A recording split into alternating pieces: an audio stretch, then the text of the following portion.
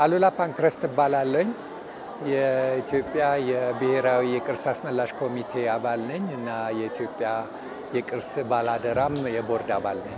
ቅርስ በመጠበቅ ረገድ ብዙ ስራ ይጠበቅብናል። መጀመሪያ እንግዲህ ያሉትን ቅርሶች የመመዝገብና ታሪካቸውን ማጥናት። ለምሳሌ አሁን እኔ ያቀረብኩት በጣሊያን ወረራ ጊዜ የተዘረፉ ቅርሶች ናቸው።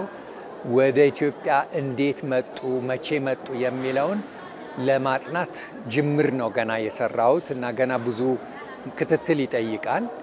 ከዛ በኋላ ደግሞ ቅርሶቹ የት እንዳሉ ከታወቁ በኋላ እነሱን መጠገን እና በጥሩ ሁኔታ መያዙና ከጉድለት ካላቸው ወይ ከተበላሹ እነሱን ጠግኖ የማሻሻሉ ጉዳይ በጣም ወሳኝ ነው። ለምሳሌ ያህል አሁን የንግስት ዘውዲቱ እና የእቴጌ መነን ዙፋኖች ከጣሊያን ሀገር ተመልሰው በአሁኑ ወቅት አሉ እዚህ ሙዚየም ውስጥ፣ ግን ለሕዝብ እይታ አልቀረቡም። ምክንያቱም ተጎድተዋልና እነሱን መጠገንና ለሕዝብ እይታ ቢቀርብበትን መልክ ታይቶ በደንብ ተመርምሮ መሰራት አለበት ብዬ አስባለሁኝ። ከዛ ደግሞ ቅርሶቹም ከመመለሳቸውና ለሕዝብ እይታ መስተካከላቸው መጠገናቸው ብቻ ሳይሆን ለሕዝብ በሚቀርቡ ጊዜ ለታሪክም ሚና እንዲኖራቸው አስተዋጽኦ እንዲኖራቸው እነሱን ታሪካቸውን አቅርቦ ቢቻል የተመለሱ ቅርሶችን ራሱን የቻለ ሚውዚየም ወይ ደግሞ ክፍል ተዘጋጅቶ የወጣቱ ትውልድ እንዲያያቸው እንዲችል፣ እንደዚሁም ቱሪስቶች ከዛ ከተመለሱት አገሮች ይህንን ለማየት በጣም ስለሚጓጉ እሱም ራሱ ቱሪስቶችን ሚስብ አይነት ነገር ሊሆን ይችላል እና የምዝገባውም ነገር በጣም ወሳኝ ነው። የታሪኩንም የማጥናቱ ወሳኝ ነው። የጥገናውም ለሕዝብም የማቅረቡም ነገር በጣም አስፈላጊ ነው ብዬ አስባለሁ። ቅርስ አስመላሽ ኮሚቴውም ስራውን የጀመረው የት ሀገር ምን አይነት ቅርስ አለ የሚለው ነው እና አንዳንዱ በሚውዚየም ውስጥ ያሉት በደንብ የተመዘገቡ አሉ። ለምሳሌ ከመቅደላ የተዘረፉት ቅርሶች በ27 የተለያየ ሚውዚየሞች በእንግሊዝ ሀገር እና በ9 ሌሎች ሀገሮች ምን እንዳሉ አንድሩ ሄቨንስ የሚባል ተመራማሪ ባሳተመው መጽሐፍ ውስጥ ጠቅሶታል። ነገር ግን በግል ይዞታ ማለት የወታደሮቹ የዛን ጊዜ በመቅደላ ጊዜ መጥተው ዘርፈው የወሰዱት የወታደሮቹ ልጆች እነሱ እጅ ያለው በይፋ አይታወቅም። አልፎ አልፎ ለጨረታ ሲቀርብ ነው ይህን ጉዳይ ማየት የሚቻለው። ከዛ ደግሞ ጨረታ ሲቀርብ አንዳንዴ ስለ ቅርሱ መዘረፉን ላይጠቀስ ይቻላል። ግን አንዳንዴ ሲጠቀስ ደግሞ ያንን ጨረታ ለማሰረዝ ሚኒስቴር መስሪያ ቤቱ እና የቅርስ ባለስልጣን በመደራደር ከአጫራቶቹ ከድርጅቶቹ ጋር በመነጋገር ከጨረታው እንዲሰረዝና ቅርሱ የሚመለስበትን አግባብ ለማመቻቸት ብዙ ጥረቶች እያደረገ ነው። አንዳንዴ ግን እነዛ ቅርሶች በግለሰብ እጅ ሲሆኑ የተወሰነ ክፍያ ካላገኙ እንደውም እነዛን ቅርሶች የመደበቅ አዝማሚያ ስላለ እነዛን ቅርሶች ለማስመለስ ከዚህ በፊትም የረዱን ድርጅቶች አሉ። እነ ሼህረዛድ ፋውንዴሽን፣ እንደዚሁም በልዑል ኤርሚያስ የሚመራው የሮያል ኢትዮጵያን ትራስት የሚባለው አሜሪካን ሀገር የዳያስፖራ ድርጅቶች፣ እንደዚሁም የኢትዮጵያ ቅርስ ጥበቃና አስመላሽ ኮሚቴ አለ በአሜሪካን ሀገር።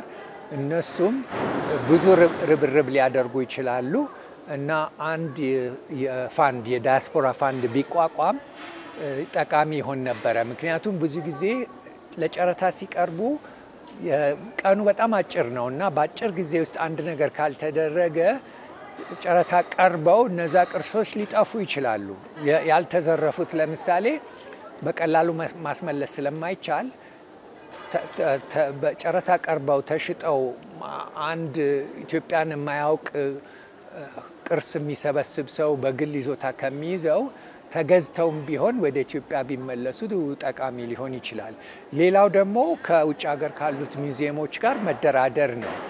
አሁን ምንድነው ለምሳሌ እንግሊዝ ሀገር የቅርሶች አንድ ሙዚየም ውስጥ ከገቡ በፓርላማ የቀረበ ህጉ እንደገና ተነስቶ ያ የቀረበው አዋጅ ካልተቀየረ በስተቀር ሙዚየሞቹ ካሉት ስብስባቸው እነዛን ቅርሶች ቢያምኑበት እንኳን መመለስ ህጉ አይፈቅድላቸውም። ስለዚህ አንዳንድ ሙዚየሞች ምንድነው የሚያደርጉት በረጅም ጊዜ ትውስታ የተዘረፈ ቅርስ የመለሱበት አግባብ አለ። ለምሳሌ ታንዛኒያን እንደ ምሳሌ ብንወስድ የነሱ የሃይማኖት ቅርስ እንግሊዞች የዘረፉት በ60ዎቹ ወደ ታንዛኒያ በዘላቂ ብድር ወይ ትውስት መልሰውላቸው እስካሁን ድረስ የታንዛኒያ ህዝብ እያየው ሙዚየም እየጎበኘው ይጠቀሙበታል፣ ያዩታል፣ ይኮሩበታል። ይሄኔ በትውስት ባይሰጧቸው ኖሮ እዛው ኬምብሪጅ ማንም የታንዛኒያዊ ሊያየው የማይችልበት መንገድ ነበርና አሁን ለምሳሌ እንግሊዝ ሀገር የቪክቶሪያን አልበርት ሙዚየም ውስጥ ብዙ የኢትዮጵያ ቅርሶች አሉ። ከአፄ ቴዎድሮስ ዘውድም ብዙ አልባሳት በጣም የሚገርሙ ቅርሶች አሉ እና እነሱ ሙዚየሙ ለመስጠት ፍቃደኝነት እንዳላቸው ገልጸው ነበረ። ግን የህግ ስለሚያግዳቸው የሚችሉት በረጅም ጊዜ ትውስታ ቢያደርጉት እና የትብብር ለምሳሌ ውጭ ሀገር ያሉት ሙዚየሞች የቅርሶችን ለማጥናት እና ለማቆየት ቴክኖሎጂውን በጣም የተራቀቀ ስለሆነ ብዙ ነገር ያውቃሉና እነዛን ቅርሶች አሁንም የዲጂታል ኮፒ ምስሉን እንደገና ሰርተው ምስሉን አስቀምጠው ዋናው ኦሪጂናሉን ወደ ኢትዮጵያ ለመመለስ በትብብር ፕሮጀክቶች የጋራ የማጥናቱን ነገር የጋራ ታሪኩን በደንብ ማስቀመጥና ከተበላሹ ወይ ከተጎዱ በመጠገን በእግረ መንገድ ደግሞ የኢትዮጵያ ባለሙያዎች ኤክስፐርቶች በዚህ ሰልጥነው በአዲሱ ቴክኖሎጂ ሰልጥነው እነዛ ቅርሶች ደግሞ እዚህ ሲመጡ እነዛ ሙዚየሞች የነሱ ባለሙያዎችም በጋራ እየሰሩ የተመሰገኑበት እዚህ የሚቀመጡበትና የሚመለሱበትን አዝማሚያ ማመቻቸት ያስፈልጋል። ስለዚህ እዚህ ላይ የቅርስ ባለስልጣን ትልቅ ድርሻ አለው፣ የቱሪዝም ሚኒስቴር ድርሻ አለው፣ የውጭ ጉዳይ አምባሳደሮች አሁን ከእንግሊዝ ሀገር ለማስመለስ ከፈረንሳይ፣ ከስዊትዘርላንድ፣ ከሆላንድ የኢትዮጵያ አምባሳደሮች ሚና ነው ትልቁን ድርሻ ያበረከቱት እነሱ ናቸው። እነዚህ ቅርሶች ከዚህ በፊት የተመለሱበት በእነሱ ትብብር ነው። ሌላው የኢትዮጵያ ዳያስፖራ ምሁራን እና ድርጅቶች ለምሳሌ ዶክተር ዮሐንስ አንድ በጣም የሚገርም መስቀል በዚሁ በኢትዮጵያ የቅርስ ጥበቃና አስመላሽ ኮሚቴ አሜሪካን ሀገር ባለው አማካኝነት አምጥቶት እዚህ አበርክቶታል እና እንደዚህ አይነት ዳያስፖራ ያሉት የኢትዮጵያ ማህበረሰቦች ድርጅቶች የዳያስፖራ ድርጅቶች በጣም ሊረዱን ይችላሉ። በተለይ በጨረታ የሚቀርበውን ደሞም ግፊት በማድረግ እዛ ያሉትን ሙዚየሞች እዛ ያሉትን መንግስታትን ግፊት በማድረግ እንግዲህ የጋራና የትብብር ስራ ነው መሆን ያለበት። የሚኒስቴር መስሪያ ቤቶች፣ የባለስልጣኑ፣ የውጭ ጉዳይ፣ የአምባሳደሮች፣ የዳያስፖራው፣ ውጭ ያሉ ምሁራን፣ ኢትዮጵያን የሚወዱ ወዳጆቻችን ውጭ ሀገር ያሉት እነዚህም ተመራማሪዎች በጣም ሊረዱን ይችላሉና ከተረባረብን ብዙ ቅርስ ማስመለስ የምንችል ይመስለኛል። ማንኛውም ነገር ከትክክለኛው ጥናት መጀመሪያ ያስፈልጋል።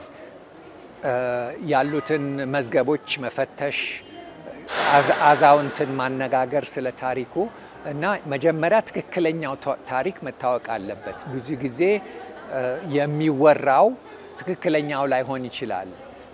አሁን ለምሳሌ የፖርቹጋል ድልድይ ነው ይባላል ወደ ደብረ ሊባኖስ ያለው እና ራስ ዳርጌ ያሰሩት ነው። ግን እዛ አስጎብኚዎቹ ቱሪስትን ለመሳብ የፖርቹጌዞች ነው ይላሉ እና ትክክለኛውን ታሪክ መጀመሪያ ማጣራትና ማረጋገጥ ያስፈልጋል። ሁለተኛ ነገር ደግሞ ቅርሶቹ እንዳይጠፉ የመጠበቅ ስራ ያስፈልጋል።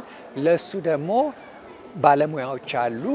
አሁን በአዲስ አበባ ዩኒቨርሲቲ በምህንድስና ክፍል ባለሙያዎች አሉ። አርኪቴክት ፋሲል ጊዮርጊስ ለምሳሌ እዚህ ላይ በጣም የተካነ ነው እና ከሱ ጋር የሚሰሩ ሰዎች እነዚህ ቅርሶች በትክክለኛው መንገድ የጥንት ይዞታቸውን ለመመለስና እንዳይጎዱ ምን አይነት ስራዎች መሰራት እንዳለባቸው ምክር ሰጥተው እንደነበረ መመለስ መሞከር ያስፈልጋል። ማለት በመሃል ህንፃዎቹ ወድቀው ሊሆን ይችላል፣ ተጎድተው ሊሆን ይችላል እና እሱን መጠገን ማስተካከል፣ እንደገና ካስፈለገም መቀባት ሊኖር ይችላል። ከዛ በኋላ ለህዝብ ለማሳወቅ እንግዲህ ህዝብ በሚገባው መልክ ምሁራን ጥልቀቱን ታሪኩን ካጠኑ በኋላ ግን በቀለል ባለ መልክ ለማንም ሰው ሊገባው በሚችል ቋንቋ ማስረዳትና በፎቶግራፍም ተደግፎ በጽሁፍም ተደግፎ በቪዲዮም አሁን ቴክኖሎጂው እየተራቀቀ ስለሆነ ማሳየት ይቻላል። አሁን ለምሳሌ የላሊበላው እንደውም በጣም ቆንጆ ኤግዚቢሽን ከፈረንሳይ ሴንተር ጋር በመተባበር የተሰራው ላሊበላ ለማያውቀው ሰው ላልሄደ ሰው እያየ እንደውም ይሄን መነጽር አድርገው ውስጡ ቤተክርስቲያን ውስጥ እንደ መግባት አይነት ነገር ይታይ ነበረ እና የዘመኑ ቴክኖሎጂ በጣም የተራቀቀ ስለሆነ ይሄም ሊያግዝ ይችላልና ለህዝብ ማቅረብ ያስፈልጋል። ምክንያቱም ወጣቱ ትውልድ ይሄን ጉዳይ ተገንዝቦ ታሪኩን በደንብ እንዲያውቅ ሊረዳ ይችላል ብዬ አምናለሁ።